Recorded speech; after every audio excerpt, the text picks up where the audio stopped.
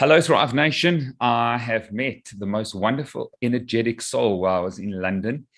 You know, when you meet someone and you just feel the field, you encounter their electromagnetic signature. There's a zeal, there's a true warrior, and that's not a cliche because of her, Instagram handle, Warrior Woman Mode. But I was just blown away by someone who carries the essence of hope despite the despair in the world. And so we just connected via a product that we may speak about or not, because I do want to hear a lot about women's health in this episode. Those listeners that are listening, it's going to focus on women's health because I think we've got in front of us today someone who's the epitome of a healthy, strong, energetic, boundless woman who just embodies just the soul of the feminine. So welcome to the show, Kristin Weitzel. Thank you so much. Thanks for that sweet intro. I'm super happy to be here with you all the way across all the ponds. Yeah. And to share my story and share some conversation with you around what you may be seeing in the health and wellness world that will get women and people of all kinds to thrive. Absolutely. And the state of health of women and, the general populace is not good, and chronic disease, as you know, is increasing. We've discussed this at length many times. In South Africa and Africa, 60% of people have a chronic disease. People over the age of 50, 80% of them have high blood pressure or hypertension. So things are not going in the right way. It seems like the collective consciousness is rising. But the first question that I have for you, Kristin, is where are women missing it with regards to their health? I mean, I think, the global perspective is probably slightly different than my national perspective. Here, there's a bit of this. I'd like to say what the global consciousness of females is getting a bit more adept at understanding wellness across the board. And women specifically, when we're speaking about women today, I think it's just important to note that I'm talking about physiological females. So women, people who are born as female at birth, because we have a specific hormone profile and genetics and biochemistry in our brain, even as females, that shifts the way that we communicate differently than biological males. The women, where women are missing it piece is across a number of verticals, let's say, or a few different categories. And surely, lots of people have blind spots, but what I see with women is number one thing that's happening is they think, okay, if I'm going to go get healthy, I'm going to eat less. Like I'm going to cut out any food that feels quote unquote bad, which, can be a good thing. I'm going to eat a lot less, right? So there's a little starvation tactic or body dysmorphia, perhaps underpinning that. And then they are headed out to do what we lovingly call chronic cardio. Like the more cardio I do, the better I will be. There's some sort of like global myth that like cardio is what makes you thin and that thin is good or skinny is better. And I want to put a call to action to all your female listeners, or anyone who knows women who are struggling with their well-being, or maybe their, the body fat percentage, or all the things that go on with women, to just, how do we look at getting strong as opposed to making ourselves smaller? And when we look at our bodies as females and we say, I just want to get smaller, I think what we do energetically is we actually are shrinking in personality, in energetics, in our charisma, and all the things that we can bring to the world so colorfully. And so I like to say that I've been on that soapbox a little bit lately, because the other piece I notice about where there's a gap or a blind spot with females is understanding that in the process of getting up in the morning and looking ourselves in the mirror and all of the things we go through during the course of our day, where there is so much negative self-talk, there's so much shame around like body or aging or, health and well-being, and just I'm not there yet. Like, where is there? Right? You are in the now. We are so lucky to have this precious present. And how can we utilize our thoughts, which become things, right? If we think about something, I'll say this one silly research study that exists around Diana Ball, where there's like a large group of women that are given a a short presentation on what men having more testosterone and how that really makes them adept at building muscle and staying, like getting lean or getting, you know, their goals accomplished and all of this. They're giving a short little presentation on that. And then they're said, hey, we have this thing. It's not testosterone. It's called Dianabol. It's a steroid, but it's safe for you and your hormone profile. We're going to give you this dosage, and then we're going to put you on this. I'll get it wrong, but it's like a 6-week regimen to see if with this, you can actually build muscle as fast as men and get train as well as men. And these women are given this, and they are, over the course of 6 weeks, having like 300% plus increases versus time prior. And the end of the study, you read and realize that what they're actually given is a sugar pill, like not even a sugar pill. It's like a total placebo, right? Nothing in it. And if that doesn't speak to the power of mindset, yeah, and that doesn't speak to the way that we have to speak to females of the world, I always say female athletes, because I believe everyone's an athlete of life, that mindset piece, that looking in the mirror, that way we talk to ourselves, our belief system is it's so vastly important, more than we probably even understand. Brilliant. 3 points. Okay. Food, talking about shrinking the contracted state, sort of minimizing those type of things. Secondly, this chronic cardio idea that I think just became rampant in the 80s, that cardio is the way for all this weight loss, you know, this running phenomena in terms of how to lose weight and change your figure. And then third, mindset or self-talk. And let's dive deep into that and just pull on that thread a little. I've got a 6-year-old daughter, and we know that her self-talk and just her belief system and her subconscious is still developing. Until the age of 7, she doesn't really know the reality between the conscious and the subconscious. She's just a sponge, and she's just receiving program after program after program. What are the things that I need to, what are the priorities that I need to speak into her life that she can then start believing and then start saying to herself, the self-talk for herself? We know that the average person over the age of 35 has 90% the same thoughts as yesterday, firstly. And secondly, 95% of our lives are run by subconscious programs. Only 5% are conscious. So tell me, what are the most important self-talk memes I should instill in my 6-year-old? I mean, the first thing I like to, especially when it comes to young women, is just really making sure from a languaging standpoint that we're talking about internal confidence pieces, right? There's a lot of times where you see parents, and we've witnessed this, and it's not really a judgment or a slight. It just got used to this, that like, oh, Jacqueline, look, you look so pretty, and William, you're so smart, right? It's a different aesthetic compliment, or it's a different way to speak words, and I think, or language into a child's mind, is this like perception that they have of themselves. And I think it's not about, especially if your daughter's getting praise from other grown-ups who mean well and say, oh, you look so pretty today and you look so beautiful, that's awesome. And making sure that in the home life there is a lot of conversation around, you're strong, and wow, how smart you are, and powerful, and what a good reader, and you know, you really have this beautiful perception when we have guests over on like what kind of animals they like, whatever it might be, right? That you're actually really seeing in your daughter. I think that's like a beautiful opportunity to pull out things that you're authentically seeing, that you want to highlight in your daughter and any parent with their child. Yeah. Good. And I think that's something that we're trying to really every single day just say, you know, to young Zoe, that she is strong, that she's brave, that she can accept and acknowledge her feelings when she does feel scared and she feels trepidation. And then telling stories. I think stories of letting our children, the people around us, especially women, know when we are scared. Yet bravery is not the absence of fear, but acting despite the fear. And I think that is something that we're really trying to implement and institute in her. And then also, I think you can speak to possibly the meme of physical exercise and just sort of emphasizing that suffering is okay. And if she can just understand that even if she physically suffers, that's fine. It builds some type of mental grit, some type of mental resilience, and to try and get her into sort of a physical, you know, exercise or activity very early on. What are your thoughts there?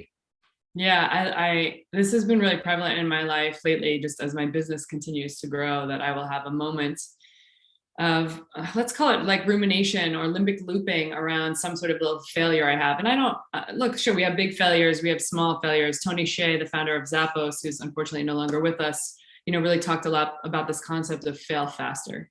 And by that, he means like, how do we look at a failure and be like, okay, how do I course correct it? Or how do I move on from that? What are the lessons? Beautiful. How can I be resilient in this space? And how can I like let go of it enough to say, I can't hold on to too much judgment because I'm my own worst critic. I learned all this beautiful stuff in the process of that brokenness. And now how do I take it into the future, right? This is what we're talking about, is transferable skills. Yeah. You can fail miserably, massively, or at a small level, and you're always going to be building some sort of transferable skill set because you learned. And so how do we look at things like that and say, okay, here's the next, right? Here's the next piece of what I can step into, right? And this speaks back to resiliency. And I've been lately thinking, I'm gonna cough for a second. No I've been lately thinking a lot about it. My business is expanding and getting into unknown territory. People get into unknown territory with curiosity and in their lives. And then where do they go, right? They're like, okay, can I do this thing that's unknown or not, right? And how do we lean into that to say, I have an old coach that would say to me, if we just wait around for the divorce and the disease, how are we really preparing ourselves for things going awry sometimes, or the bad weather or the tornado? Brilliant. And the only way we can do that is by like looking for that, in some way, discomfort and exploring it. You're a incredible podcaster, the Well Power podcast. You've founded the Warrior Woman Mode. You're a certified fitness instructor. You're a primal nutritionist, master breathwork facilitator. And on your website, you say you transform women into energized, beings. Tell me about one of the most memorable childhood memories that you have, that you can sort of relate to this sort of just passion and purpose to transform people into energized beings. Yeah, it's a great question. I'm trying to think back in my childhood really about like some of the I'm going to have to take a little bit of a monologue listening here. Kristin is struggling with her throat. But to all those females out there, think about a childhood memory, something that's very memorable to you, and try and link it to some type of purpose you might have been asking yourself, or things that you really are passionate about and that mean something to you. Because it's one of the questions we asked as coaches and in coaching for quite a long time now, in terms of looking back and having a theme or a thread with regards to people's purpose. Made to Thrive, we've got a wonderful acronym called TGIM. Thank God it's Monday. And really struggle with TGIF. I think of 28 years ago when I started at medical school, just this TGIF, waiting for Fridays, going for drinks, something I looked forward to. It was the weekend, great, really waiting for holidays. And it was all about pleasure and the Sunday night blues. And so, these memories can help link us and sort of give us clarity to our purpose so that we can really wake up to TGIM. So the tribe at Made to Thrive knows quite a bit about TGIM. Thank God it's Monday. I know that's something that you sort of just embody, just having met you. But okay, now that your throat is clear and you're ready to share your memory. They just cut the lawn here and it's like all been floating around my house. So tell us about your memory and your purpose. Woo! Yeah. Some of my earlier memories, I think, come from and understanding my resiliency come from my parents splitting and being the oldest of a few kids in the house. I have 2 half siblings and I have a younger sister, and just really having to navigate my mother's emotion. It's not something I really talk about a lot, to be honest, but my mother was really heartbroken over the divorce. I was very close with both my parents, but especially my father, who's no longer here in a physical form. Yeah. And it really, I sort of had this moment and like recognize I was maybe like 10, 11 years old, 8 or 9 when they first started separating. And so really pivotal years. And like you talked about with your daughter, excuse me, that age in your mind, you're starting to actually form the differentiation. And I really remember sitting down in my neighbor's yard. They were like installing some outdoor astroturf or something. And I sat on this roll of like grass carpet and had a conversation with myself, was slightly upset, and really said, you know, you have a couple choices here. No one is coming to save you, right? And this feels maybe to someone like, well, that's a kind of sad kid thing, but you have to recognize too, like I'm trying to form a tools or coping mechanisms with all the emotion, and also wanting to support my mom. And I'll also just mention that part of what happened to me at 9 that I had to unwind into my years now or later years in life was thinking, oh, my mother can't handle this divorce. And that sort of, maybe is that weakness? Is that making her weak? She's sad and she's upset and she's trying to muddle through. And in reality, as an adult, I can see she was being resilient as hell. It was like a slightly unexpected thing. She thought she'd be married forever, what have you. But I really sat down in that moment and said, Kristin, no one's coming to save you. And this may build back to where the warrior piece of that archetype came into my life for the first time. Yeah. You can either you can sit around and cry and weep and be like your mom, or do what your mom's doing, even though it's not about you, even, you know, grokking that, and then cognitively understanding that, and then championing myself to say, how do you move on? You have to have all of the responsibility and all of the understanding that an adult might have, which is what I told myself. Yeah. And to me, it was like I was stepping into a role at that age of, this is a thing. This is how we misconceive some things, but it was also how I stood in what I thought at the time as a child was my best resiliency, my best power. Was like, no one's coming to save me. I don't need anyone to love me. Right now, you can hear that there's some brokenness in there, but that I can stand on my own 2 feet and really lean into, running my own life, right? Being autonomous in a way that no 9-year-old, 10-year-old, whatever it is, should feel about themselves, right? It's the famous should. We can't control what our thoughts are at a very young age like that. Yeah. So for me, that was pretty pivotal in the moments of my life. I think I've never ever talked about that in a podcast before, but certainly with a therapist. Yeah. But that set me up, maybe to a fault, to be able to be independent and to say I can take on anything, and I can do this other thing, which is I can make things happen. I can force them to happen if I just keep trying really hard, if I really work at it. And there's beautiful, that has helped me in my life, in my career, in corporate America, in negotiations, in podcasting and everything so much. And the really big lesson in that is sometimes if we're forcing something so hard to work and pushing it forward with such a vehemence that we're kind of the only one on the team doing it, maybe it's not the best for us. Yeah. Maybe if we paid attention to the present moment and all the goals and the love we want to share in the world and stay real kind to others and be open to seeing what's happening in that moment, the things that we're allowing things to come in our life and go, oh, wow, that person standing next to me on the line in the Starbucks is actually, oh, let me ask him this question, right? And changing the course of our lives. Yeah.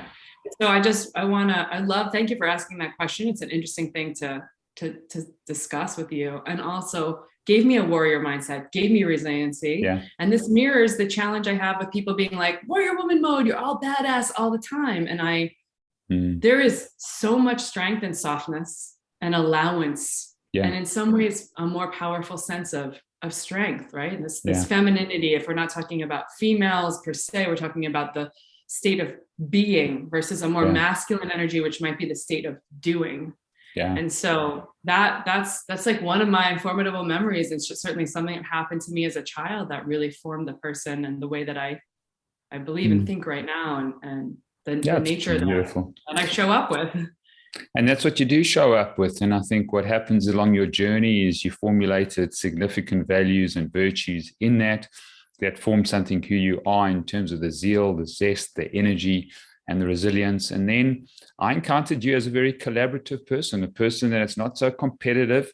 Maybe the initial person was, I'm competing, I'm going to make this happen, I'm not going to fail. If I fail, I'm going to fail fast, I'm going to move on. But here I see you. We've got a fantastic word in an African language called sawubona. It means literally hello. So you'd say to someone sawubona, but if you just the definition, if you break it down, it means I see you. I see you. Beautiful. And when you say that sawubona to someone, it literally means I see you. And I was seen by you when I first met you. And I think there's a beautiful spirit of collaboration that you've developed, listening to your podcast as well, meeting other people, learning from other people. So there is the both sides, that are very important of the coin, of this very personalized accountability to transform, to be strong, and then to collaborate with others. So let's go back to where women are missing it, because I think that's important. And then I do want to talk about cold and breath work, because that is something that you uniquely do with women. And I think it's very powerful. There are not that many women that are going to be doing, cryotherapy or cold thermogenesis here. Breathwork is picking up in Africa, mindfulness and meditation. But I think the cold, from a woman's perspective, most women struggle with the cold. And having been a functional medicine doc for over 15 years now, it's something that women often struggle with. And I think it's because of, body composition is something that is, you can speak into. But let's talk about the first thing, this contracted state of becoming skinny and not strong and robust and anabolic that women might be missing. Yeah. And this is a big part of my platform, which is, how do we move slow, steady, and strong? And the slow part really comes from, we can be powerful and we can be explosive and all of that's wonderful. But if we're new to strength training, how do we just slowly build upon good biomechanical form? So we're not, we're safe with it, with the space that we're in, if we're lifting dumbbells or barbell or kettlebells or things like that. And how do we really understand that heavy is relative, right? What's heavy to an 80-year-old woman is different than maybe a 25-year-old female or someone who's trained a long time.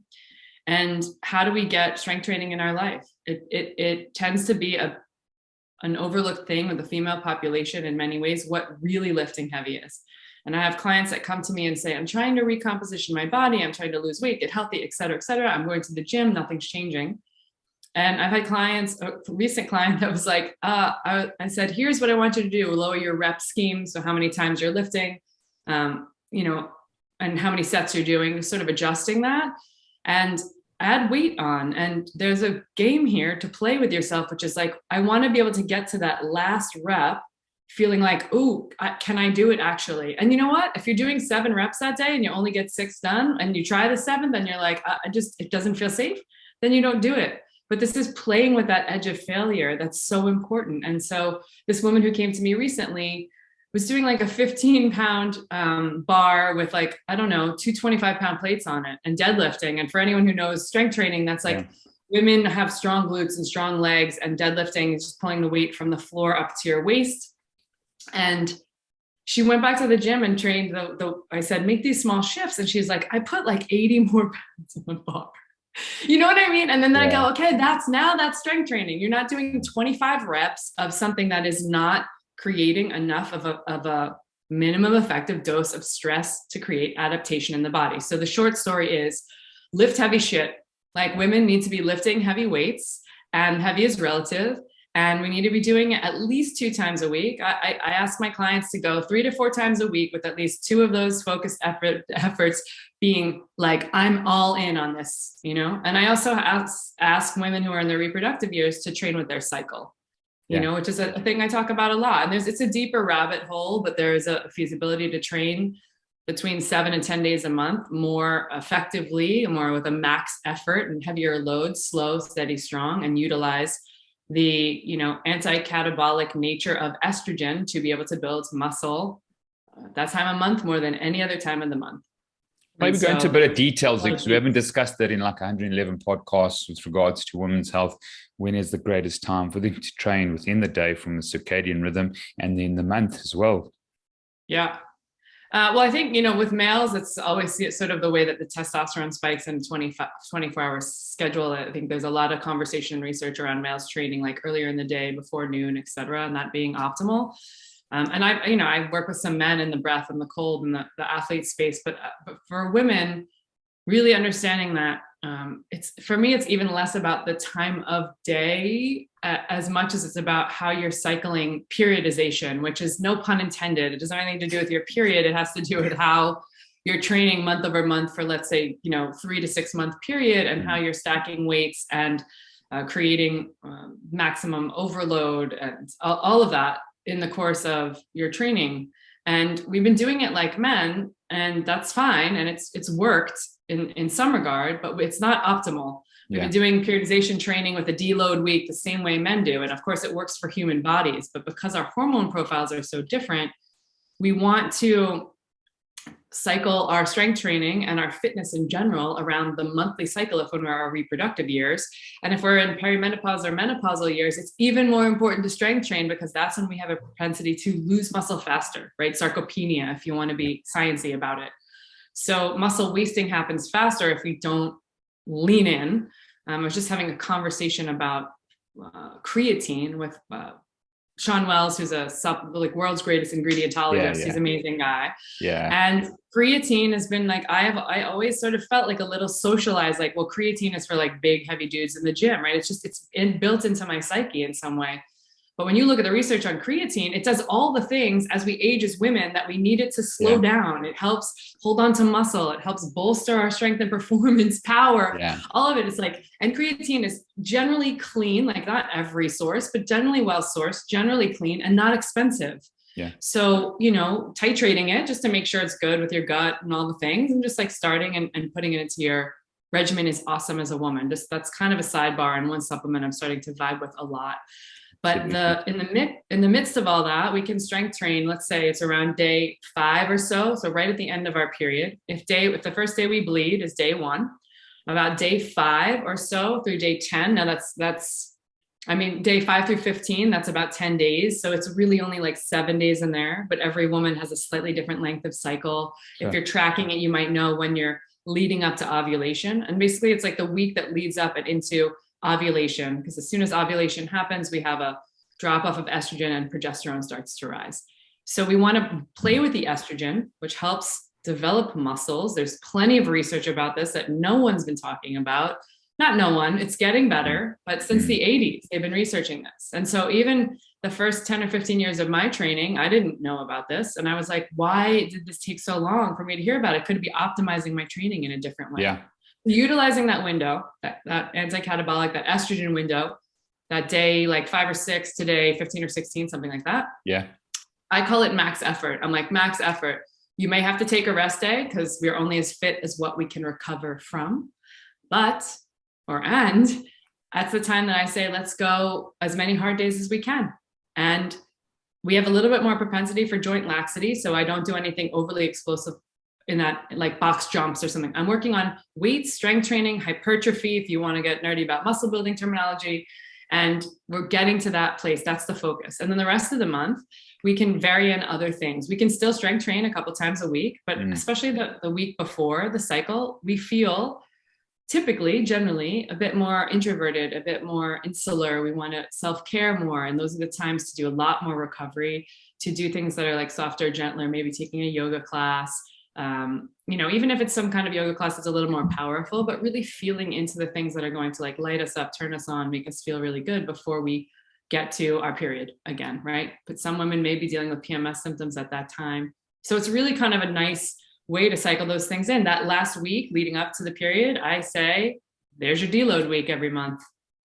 And that is a beautiful opportunity to play with that, with the cycle, So, So thanks for giving me a platform on that. I use the Flex Beam, which is how you and I initially met, over the Flex Beam stand. We got all nerdy and vibing over this red light portable therapy device. But that week, I use my Flex Beam every night in bed to help me like down regulate, and I use it around training. But that week, I use it a lot, that week before my period, because it's just really nice to have settling in, recovery, cellular boosting, anything that's going to like, wearing it on my abdomen, things that might help PMS or cramps or what have you. So it's a really beautiful opportunity to recover that week before your period.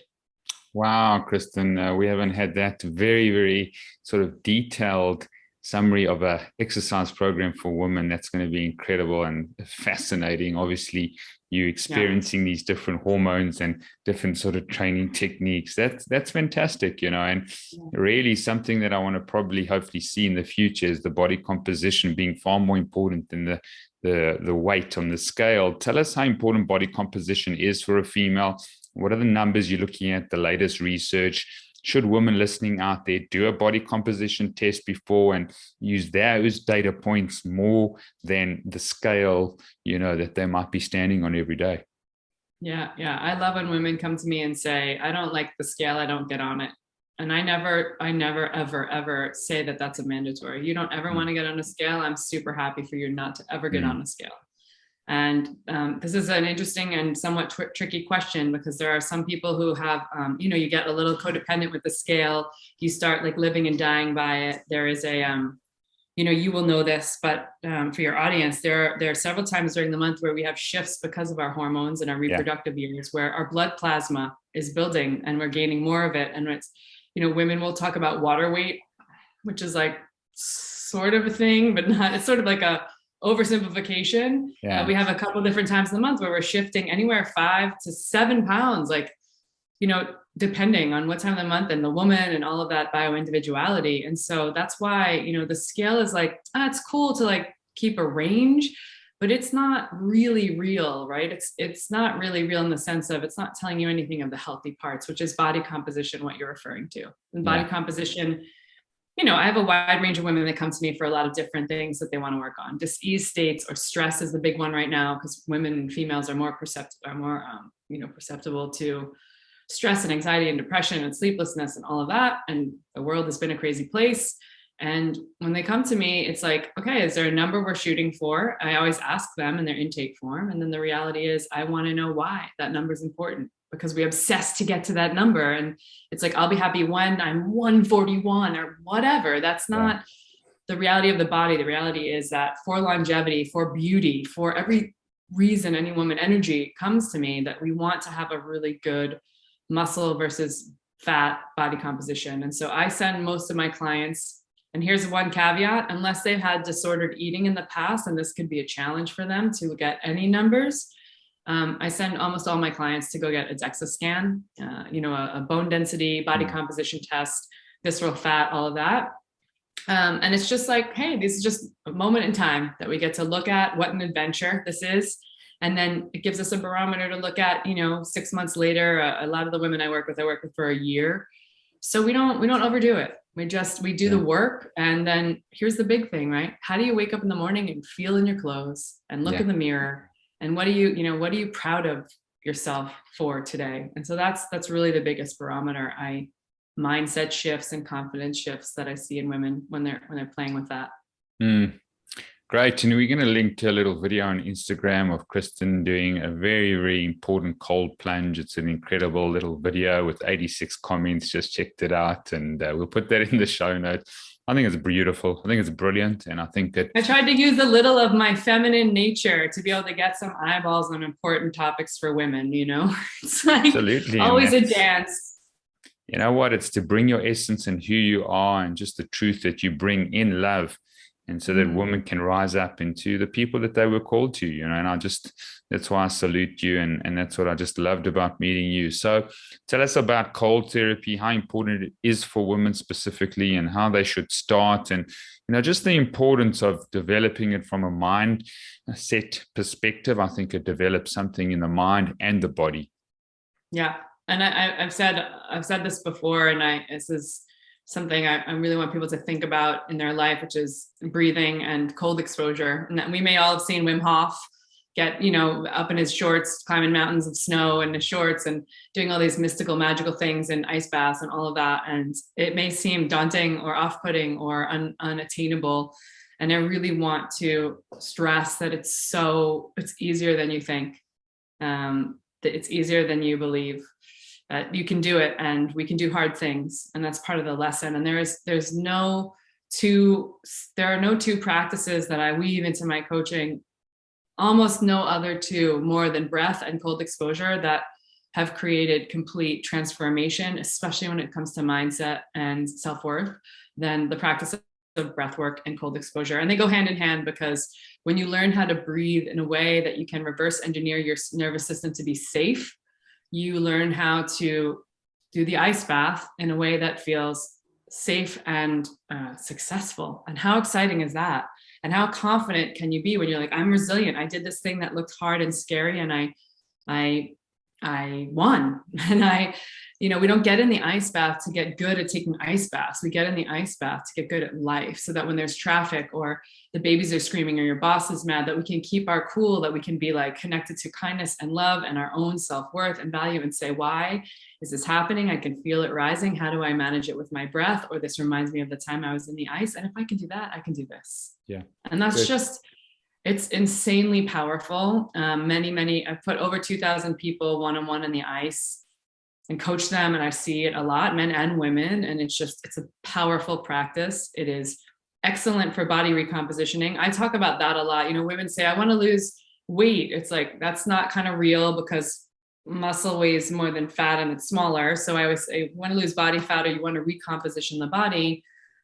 It's a powerful practice. And the women that I have worked with that are like, I will never go on the ice, when I tell them that it's going to help them create more brown fat and lose white fat off their body, I can't even finish the sentence. They're already in the cold. So if you need a motivator, and if it's not that, it's a great Instagram shot. If you need a silly motivator to just kind of light your fire to attempt it, there's great things in there. But it's like longevity wise, it's the ice bath specifically, deliberate cold exposure specifically is the thing that just beyond cryo and cold showers, which, let's be honest, they also can be helpful. It's got 10x the benefits for longevity. And if you're nervous about the ice bath, the greatest, most free thing, I don't know about the water coming out of the faucet in South Africa if it's pretty warm, but like taking the coolest or coldest shower you can to experiment with what that feels like, because you can easily step out or you can step away from it and you can kind of play. Yeah. Okay. Well, take us through a few breathwork exercises. Someone's listening now and they say, okay, I'm going to start. I want to recomposition my body composition, and they want to start with some cold showers. How should they start breathing to assist them in the process? Yeah. And this is a great question, because there are a number of different ways that you can slice it. But what I find, especially for newbies, and what I found with women and people in heightened states of stress, i.e. everything we just came off of for the last several years around quarantining and all this stuff, is how do I meet the cold with some ease and some grace? And so in order to do that, I'm going to breathe in a way that feels easeful and graceful. And the easiest thing to give someone right now as a tip is a 2x breathing. So keeping your lips gently touching together and using your nose. So you're breathing nasally this entire time, recognizing that when you step in the shower or you step in the cold of any kind, you're going to give your body the grace of a moment of, or, ooh, or whatever happens, right? Or a scream or whatever happens. And then you're going to say, okay, great. How quickly can I kind of get to closing my lips and breathing just through my nose? And then 2x breathing. So you're breathing in for the count of 2 and out for the count of 4, or maybe in for the count of 4 and out for a count of 8. It doesn't need to be overly prescriptive. It's really about the longest exhale you can do, and then easeful inhales and exhales. And that is, again, reverse engineering your nervous system. If you're putting yourself into something that gives your system a stressor, a sympathetic, a fight or flight response, but you're breathing like you're actually parasympathetic, your body starts to be like, wait, but she's fine. But I guess we're fine in this. And it does re-regulate. Now, you are still in a sympathetic state because you're in the cold, your body's aware of it, but it's going to send a cascade of events, of chemicals and neurochemistry of the brain to sort of help support that. And then breathing yourself calmly, which is like, again, Wim Hof does a great job of making us sympathetic in his breathing style, which is more super ventilated when it's around cold, to meet the cold where it's at. Like, I'm going to be where the cold is before I get in the cold. And that's great. Except when you're highly stressed, it seems to me that it feels a little bit better to learn how to downregulate so that I can manage stress over the long haul.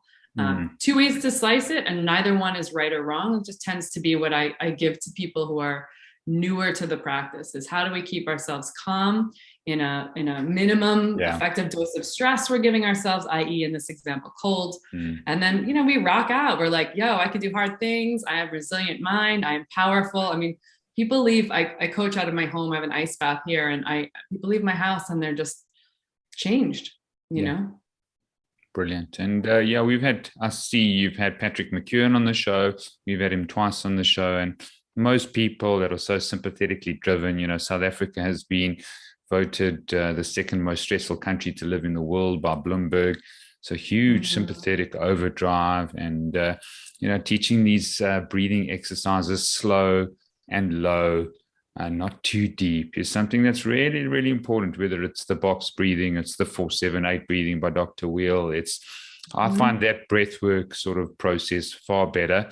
A lot of the men like the Wim Hof sort of breathing techniques in that. But I think if we can teach the basics, of how to breathe and down regulate the system, because I think we're in such an overdrive in the sympathetic nervous system, I think that's going to be more beneficial long term.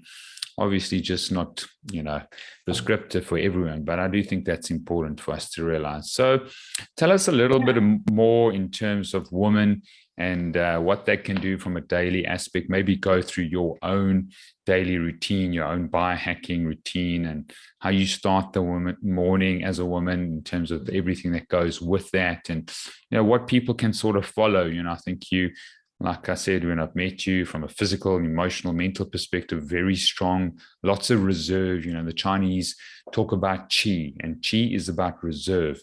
Do you have Mhm. reserve to be adaptable? Can you respond correctly instead of react correctly? And so this happens on a daily basis, or weekly, monthly, quarterly, and yearly basis, to develop reserve so that you can respond correctly. So tell us about your daily and weekly routines.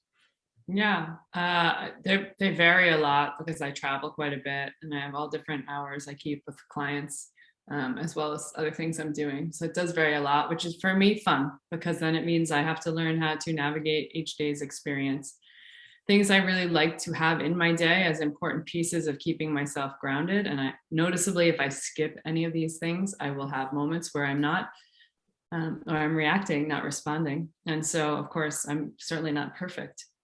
But in the mornings, I like to get up and do a little breath hold work or something that is going to give me an understanding of maybe what's going on in my cycle. And by breath hold, I just mean doing something that's like a Bolt score, which is another Patrick McEwen thing. And he's been a mentor and friend for years. And I love his OA program and all of that. He getting up and doing a blood oxygen level test where you're taking an inhale and an exhale and just like, and then a natural exhale and holding your breath to see what that feels like, timing it. Again, it's like just you against you. People get weirdly competitive about it, but every day it's going to be a little different based on sleep, based on stress, and for women, based on where you are in your monthly cycle. And and just getting an understanding of what that is, right? I have an aura ring, I have a bio strap, I have all these other things of data, but what about checking in with my breath and a little intuition to see how I feel? And then getting something in the early morning hours, i.e., a meditation or breath work. Some days I feel quite antsy, and so I will put my red light panel on me or my flex beam on me. I will use red light in some way. If I'm on the road, it's my flex beam because it's so portable and easy to Yeah. carry around. And then I will do some breath work to kind of like calm my state, focus on what's happening for the day ahead. I have private clients. I spend some time just thinking about, or meditating on, if I'm meditating, what they're doing those days. It's very important to me to like say, okay, this is where Kim is in her program right now, and this is what she's doing today, so that I can sort of be connected energetically to that. And I love a coffee. I have a coffee. It's a very ritualistic thing. I make it in the morning for myself and my partner, and I don't do caffeine. I've been off caffeine for 4 or 5 months for several different reasons. I don't think it's the worst thing in the world, but for me, my cortisol was a little high, and I wanted to play with what if I took caffeine out of my life? Would it?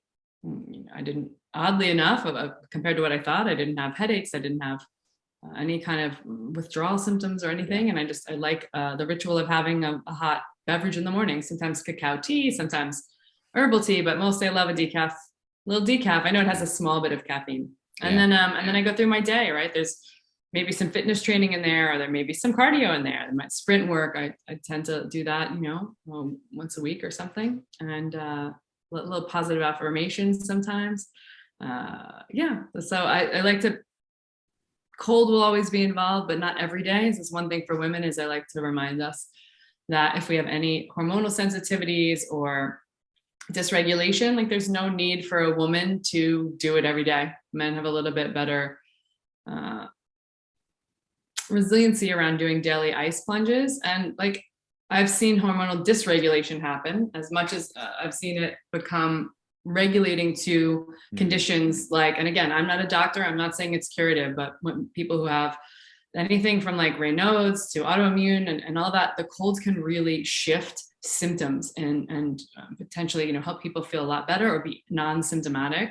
And that's amazing to me. I also think if you show up with a challenge of hormones and you're just like crushing yourself every day, your allostatic load, your bucket is full of stress and you keep doing it, then, we can dysregulate our hormones. I've done that to myself by overdoing the ice, right? This is the biohackers, what do you say? Plight is that we have to fail at some of these things in order to understand where our edges are. And because I'm coaching it, right? I run Sherpa Breath and Cold at sherpabreathandcold.com. I have a breath and cold exposure training that is like not the Kristin Weitzel method. It is, here are a lot of the most popular methods of cold and breath work, and here's nervous system, and here's polyvagal theory, and let's just talk about it so that you can take the entire palette of colors of breath and cold and apply it to your clients. Typically, it's like coaches, massage therapists, body workers, therapists, trauma coaches, like people who may be working, plant medicine facilitators, anyone working with wanting more tools to be able to coach clients will come and take it and get to see that wide array. So those pieces are all kind of in my days, and sauna. I've been doing more sauna lately, so it's cool. Brilliant. Maybe let's talk a bit about supplementation. I found that I use creatine 5 days a week. It really performance enhancer in terms of the weights that I'm lifting, and been very, happy with me putting 7 kgs of lean muscle mass in the pandemic, probably the last 2 years, mainly because I've reduced my cardio and I've increased my functional training in that. But tell us about your supplementation process. Yeah, I think I say to people all the time, don't do the supplementation protocols that I do because they're excessive. But I'm playing with supplements. I'm playing with supplements all the time because as a nutrition specialist, I'm like creating nutritional support programs with supplements based on lab work most times. Yeah. So I'm playing with a lot. I keep supplements in 3 different categories in my life and with my clients, which are must-haves. And those are ones that are around, like, I've taken lab work and I know I need it, or if I can't afford lab work, I know that there's not a negative to taking it. And I know that there's research that says 80% of the global population or more is deficient. So that might be magnesium, the right types of magnesium. It might be vitamin like DK blend, something like that. We see that a lot, right? So those things to me are important in the landscape. And another one that's in that bucket is amino acids. I think that's very important for women, especially who are under eating protein, because protein is high quality protein is really everything when it comes to training and gaining muscle and longevity. And so there's a few more in that category. Or personally, anyone who's listening to this, if you have lab work and you're really low and you have an iron deficiency, there might be, there might be another root cause, but maybe we need to take iron, for example. Then the second bucket is nice to haves. And those are like, hey, these are starting to be add-ons that will help. And in many ways, unless someone has a massive, if you have a mercury issue or plastics or metals or some toxicity showing up in labs in a big way, they become must-haves. But in the nice-to-haves is really looking at a detox protocol at least once a year. And by detox, I don't mean drink 8 gallons of celery juice, which is popular in the US, or cayenne lemon juice cleanses, or it's not about that. It is like my partner, who's also a biohacker, says repeatedly, the future of our health is more about what we take out of our body than what we put in it, And that is really speaking about detoxification from environmental factors. We all have challenges like that. We need to make sure we don't have an overgrowth of like mold in our system, aflatoxins, all these things. And so that would be in like that, plus many others can be in the nice to haves. And then that's around affordability as well. And then the other biohacker bucket I always call are the people who just are like, I have an unlimited budget, let's go crazy. It's really all around longevity, things you may not be able to feel instantaneously. And that's like what I call that bucket is the last 10%. So we're building on the good eating habits and the fitness and the general lab work mirrored supplementation we need. And now we've done all that work and we can add in this crazy fun stuff, the blue tongue and the nootropics and the intranasal NAD and the IVs and all the other things that we tend to play in the biohacker world because we're experimenting, exploring microdosing or whatever, right? It's like you can't out train a bad diet. It's like you can't take all the nootropics in the world and do no sleep. Like let's get the basics right.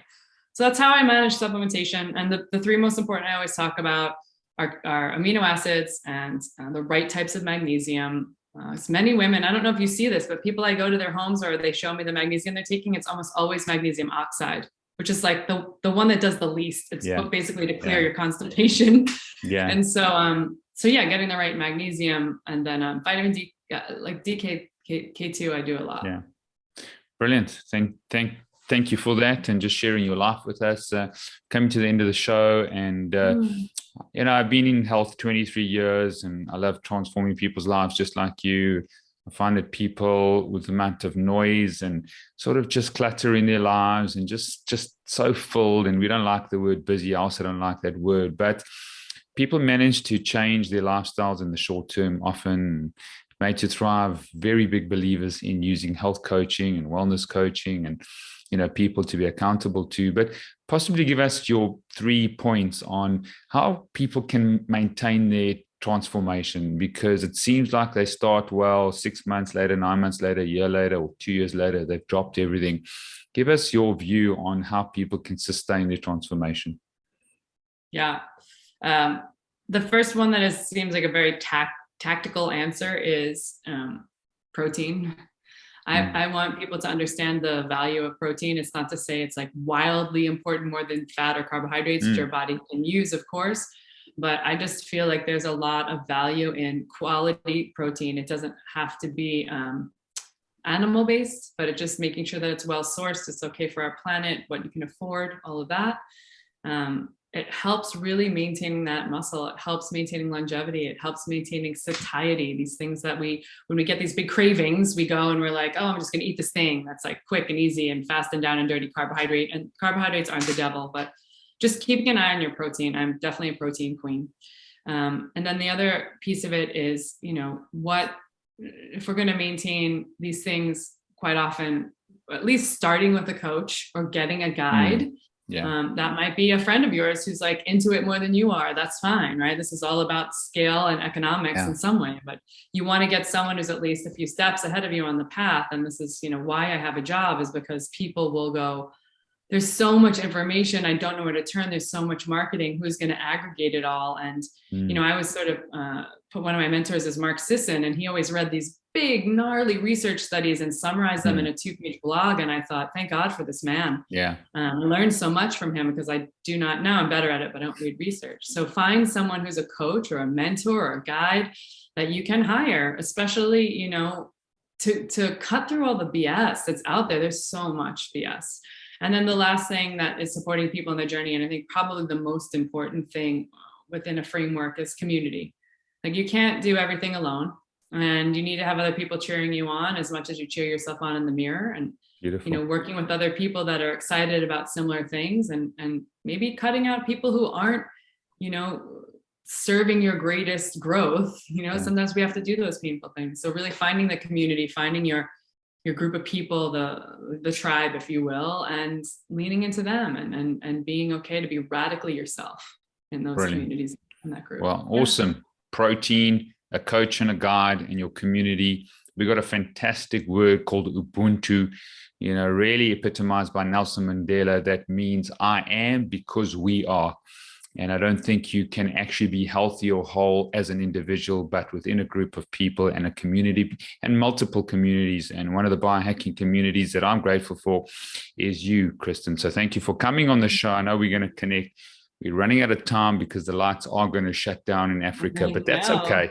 It's how we respond to load shedding and these power cuts that's most important. And we've had an incredible response at home as a family, to connect, to see each other, to play cards, to have fun, to delight in one another without all these devices. So there's always something, there's always a response of growth and learning. But I want to declare favor and blessing over you, Kristin, that you would live out your dreams, the aspirations, and just live out this beautiful essence, this zeal, who you are. Very emotional, meeting so many incredible people in health at the Health Optimization Summit. And you're a person that is just one of these energized, beautiful, strong women. And so, I'll point a lot of people in your way. We'll put a lot of the links in the show notes, and I know we'll speak soon. Yeah, I feel the same about you. Thanks for bringing your intelligence and your command of exceptional coaching to the world, so that people can get more knowledge and information. It's beautiful to spend time with you, Steve. Great. We'll chat soon. Look after yourself. All the best, Kristin. Cheers. Bye.